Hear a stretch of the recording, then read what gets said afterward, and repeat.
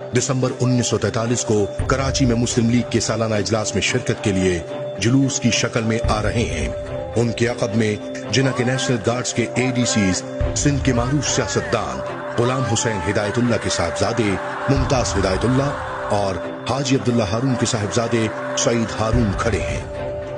3 مارچ 1943 کو GM سید نے سندھ کی قانون ساز اسمبلی میں قائم پاکستان کے مطالبے پر مبنی قرارداد پیش کی جو منظور کر لی گئی۔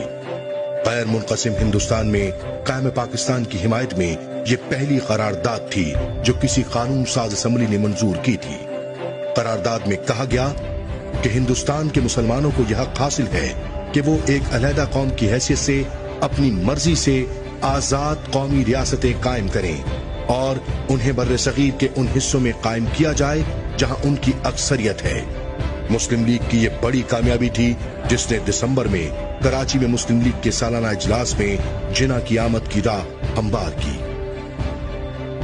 سندھ مسلم لیگ کے صدر کی حیثیت سے سالانہ اجلاس کے انتظامات کی ذمہ داری GM سید کو سونپی گئی تھی۔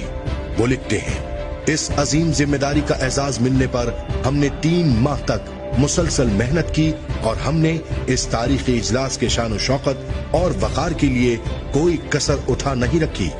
اور جنہوں نے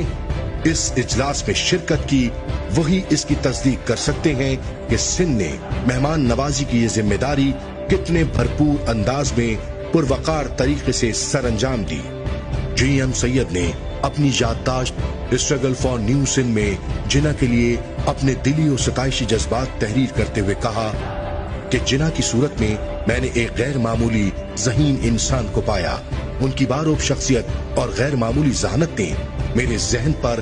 گہرے اثرات مرتب کیے۔ جناح نے بعد میں GM سید کو سندھ مسلم لیگ کی صدارت سے مستعفی ہونے کے لیے کہا، جس کے بعد سندھ مسلم لیگ سے تعلق رکھنے والے بڑے گروپ نے علیحدگی اختیار کر لی اور پروگریسو مسلم لیگ کے نام سے سندھ میں 1945-46 کے انتخابات میں حصہ لیا اور اپنا راستہ الگ کر لیا۔